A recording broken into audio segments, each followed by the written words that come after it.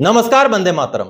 दोस्तों, स्वागत है आप सबका सैनिक पाठशाला में। आज का वीडियो महत्वपूर्ण वीडियो है दोस्तों, और खास करके प्री 2006 के पेंशनर्स के लिए और साथ ही साथ OROP 3 के नजरिए से भी आज का वीडियो महत्वपूर्ण होने जा रहा है। दोस्तों, जैसे आप वीडियो में देख पा रहे हैं, समझिए आपके हक आगे, यानी कि आज मैं 3 विषयों पर बात करूंगा और आगे आने वाले समय में भी इस तरीके के विषय आप सबके सामने लेके आता रहूंगा।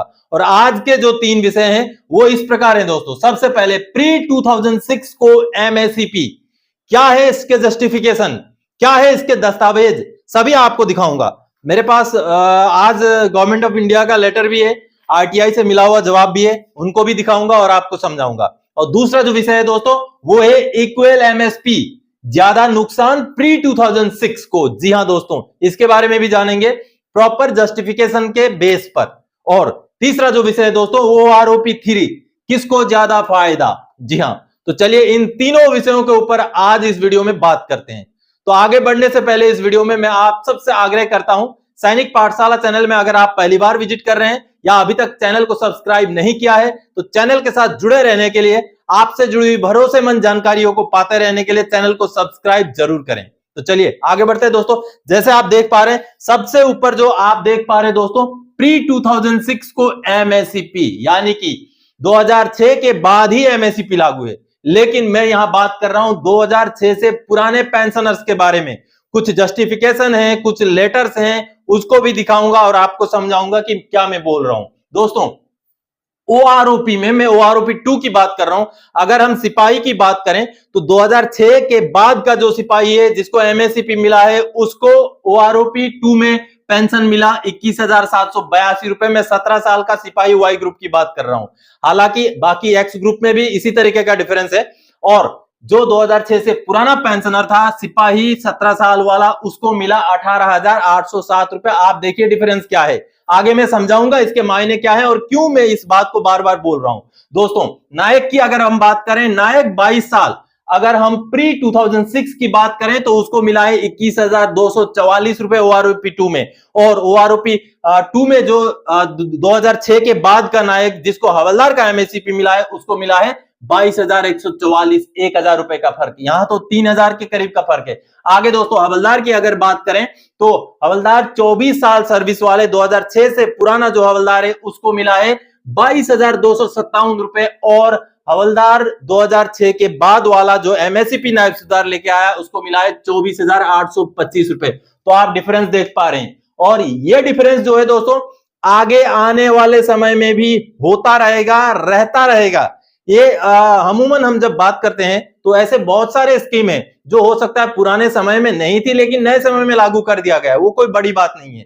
तो ये MSEP एक ऐसा स्कीम है दोस्तों जो पिछले समय में कल भी पेंशनर्स को, 2006 से पुराने पेंशनर्स को असर कर रहा था, आज भी असर कर रहा है और कल भी असर करता रहेगा। क्यों मैं बोल रहा हूं क्यों दोस्तों, OROP 3 भी जब लागू होगा तब यही सामने आएगा, इसी तरीके का डिफरेंस सामने आएगा। चाहे OROP 4 लागू हो, चाहे 5 लागू हो, चाहे OROP 10 तक लागू हो, डिफरेंस यही सामने आएगा। अगर MSEP 2006 से पुराने पेंशनर्स को नहीं दिया गया तो यही डिफरेंस सामने आएगा। और आने वाले दिनों में इंप्लीकेशन होने की वजह से यह एक बहुत बड़ा पॉइंट बनता है कि 2006 से पुराने पेंशनर्स को MSEP का फायदा दिया जाए। दोस्तों, मैं अपनी वीडियो से यह पॉइंट उठाता रहूंगा क्योंकि यह एक जायज पॉइंट है। और ये जो पॉइंट है OROP की नजरिए से अगर हम MSEP को देखें तो ये बहुत बड़ा पॉइंट है। क्योंकि आज नहीं कल नहीं, एक गाना है ना, 100 साल पहले हमें तुमसे प्यार था, आज भी और कल भी रहेगा। बिल्कुल उसी तरीके की बात है दोस्तों कि OROP 1 में तो असर डाला उसने, 2 में असर डाला, 2 में आपने देखा किस तरीके से असर डाला। आगे जितना भी OROP आएगा उतना ये मुद्दा, MSEP वाला मुद्दा प्री 2006 को असर डालता रहेगा। तो इस बात को अगर, इस जस्टिफिकेशन को अगर सरकार के सामने रखा जाए या माननीय कोर्ट के सामने रखा जाए तो ये एक बहुत बड़ा जस्टिफिकेशन हो सकता है 2006 से पुराने पेंशनर्स को MSEP दिलाने के लिए। अगली बात दोस्तों, MSEP क्या रैंक है? MSEP तो रैंक नहीं है। जो भारत सरकार का जो लेटर था 7 नवंबर 2015, जो कि OROP का अगर हम बोले तो दिल है ये। OROP अगर एक इंसान के तौर पर OROP का हम कंपेयर करें तो OROP का दिल है 7 नवंबर 2015 का लेटर, क्योंकि OROP का इनिशियल बिल्कुल रूलिंग यही है दोस्तों। और इस लेटर में आप सामने वही लेटर देख पा रहे हैं। अब इस लेटर में आप देखिए भारत सरकार का लेटर है, 7 नवंबर 2015 का लेटर, जो कि इस तरीके से एड्रेस किया गया है, वन रैंक वन पेंशन को इंप्लीमेंट करने वाला लेटर। अब इस लेटर में कहीं भी आप देखिए दोस्तों कि एमएससीपी का जिक्र किया गया हो या फाइनेंशियल अपग्रेडेशन का जिक्र किया गया हो, यहां कुछ भी इस तरीके से जिक्र नहीं किया गया है। यानी कि एमएससीपी का कोई भी इस तरीके से जिक्र ना होना इसी को बात को दर्शाता है कि ओआरओपी का सिर्फ रैंक के साथ संबंध है। आगे दूसरा पेज में आपको दिखाता हूं, दूसरे पेज में भी आप देखिए कहीं भी जो है आपको नहीं मिलेगा कि एमएससीपी का जिक्र हो, कि कोई भी फाइनेंशियल अपग्रेडेशन जिस रैंक में हुआ है उस रैंक का फायदा देने के बारे में इसमें कोई भी जिक्र किया गया है, ऐसा कुछ भी इसमें नहीं है। अगर एमएससीपी रैंक नहीं है, अगर एमएससीपी सिर्फ एक फाइनेंशियल अपग्रेडेशन है, तो कैसे 2006 से पुराने सिपाही को अलग और कैसे 2006 के बाद के सिपाही को अलग कैटेगरी में रख सकते हैं? तो इस वजह से अगर एमएससीपी रैंक नहीं है, सिर्फ फाइनेंशियल अपग्रेडेशन है, तो वो पेंशनर्स को अलग अलग नहीं कर सकता उनके कैटेगरी को। तो इसलिए भी 2006 से पुराने पेंशनर्स को भी जो एमएससीपी के क्राइटेरिया को मीट करता है, क्राइटेरिया जिनका मिलता है, उनको 21,782 रुपए के हिसाब से पेंशन फिक्सेशन होना चाहिए था। ये उनका जस्टिस है, उनका राइट है। और तीसरी बात दोस्तों, ओएमजेसी यानी कि वन मैन जुडिशियल कमेटी जो ओआरओपी 1 में बनी थी, उसका जो रिपोर्ट आरटीआई के हवाले से बाहर आया था दोस्तों, ये रिपोर्ट जो मैं आपको दिखा रहा हूं, ये वाला रिपोर्ट है। अब इस रिपोर्ट में मैं आपको सामने ये वाला रिपोर्ट जो देख पा रहे हैं आप, अब इस रिपोर्ट में क्लियरली यही बातें लिखी हुई है दोस्तों कि जो ओएमजेसी यानी कि वन मैन जुडिशियल कमेटी ने भी यही रिकमेंड किया है कि अगर कभी का भी पेंशनर हो, चाहे 70 का, 80 का, 90 का, कभी का भी पेंशनर हो, अगर वो एमएससीपी का क्राइटेरिया मीट करता है तो उसको बेशक पुराना एरियर ना दिया जाए, लेकिन ओआरओपी में उसको जो है एमएससीपी के हिसाब से ही फायदा दिया जाए। तो इन सारी मुद्दों को, इन सारी बातों को अगर आप खुद भी सोचेंगे, ये 3 महीने तगड़े तगड़े पॉइंट बताएं। एक तो मैंने बताने वाले समय में असर डालता रहेगा, हमेशा असर डालता रहेगा, जिस वजह से एमएससीपी 2006 से पुराने पेंशनर्स को भी दिया जाना जरूरी है। दूसरे जो पॉइंट मैंने बोला कि एमएससीपी अगर रैंक नहीं है तो उसमें डिफरेंस क्यों? और तीसरा पॉइंट मैंने बोला दोस्तों कि ओएमजेसी का जो रिपोर्ट है वो भी रिकमेंड कर रहा है कि 2006 से पुराने पेंशनर्स को भी एमएससीपी मिलना चाहिए। तो ये उनका हक है, ये उनका राइट है। 2015 का जो लेटर है वो भी मना नहीं कर रहा है इस बात से। तो क्यों नहीं 2006 से पुराने पेंशनर्स को एमएससीपी का फायदा दिया जाए? बिल्कुल मिलना चाहिए उनको, और ये उनका बिल्कुल जस्टिफाइड राइट है। तो मैं तो इस मुद्दे को उठाता रहूंगा, चाहे कोई और उठाए ना उठाए, और इस मुद्दे को जोरों शोर से उठाने की जरूरत है। आगे दोस्तों अगली जानकारी, इक्वल एमएसपी ज्यादा नुकसान प्री 2006 को। जी हां दोस्तों, क्यों इक्वल एमएसपी से प्री 2006 को ज्यादा नुकसान? समझिए बात।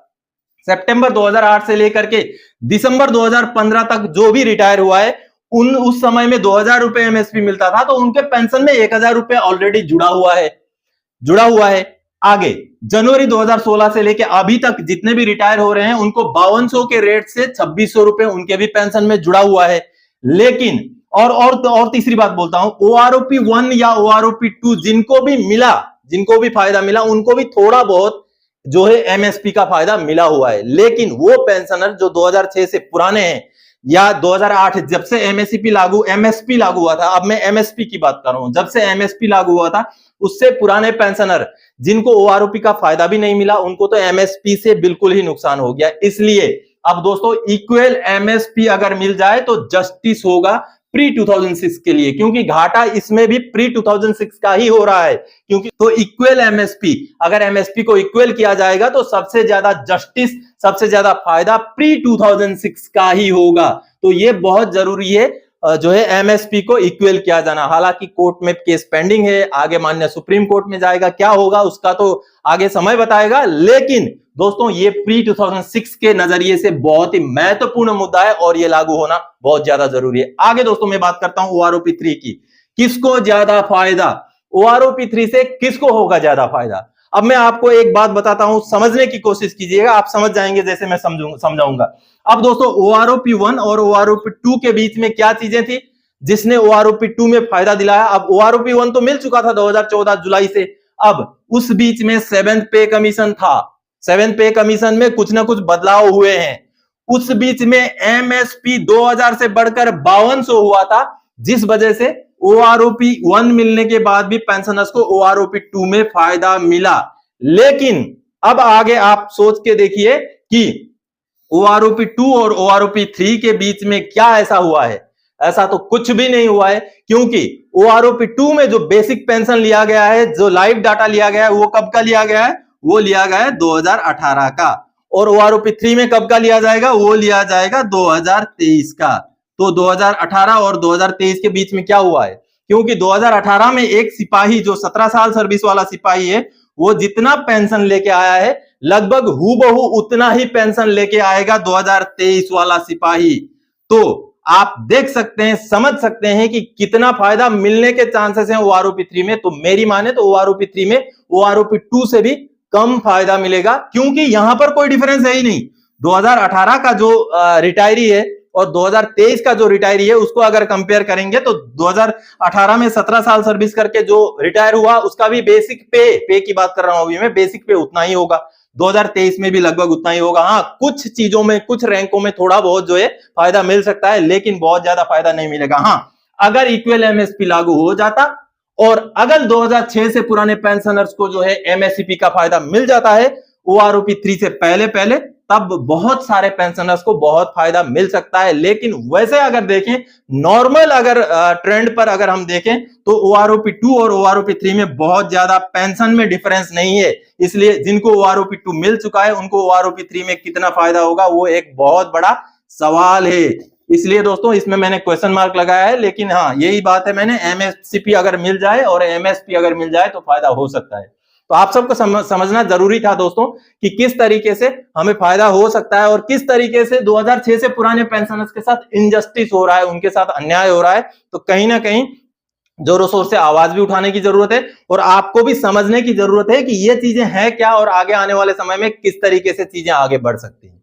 तो आज के इस वीडियो में इन्हीं विषयों को समझाने के लिए आया था। आगे और कोई जानकारीदायक, आपसे सरोकार रखने वाला विषय लेके मैं फिर से हाजिर हो जाऊंगा। तब तक के लिए जय हिंद दोस्तों।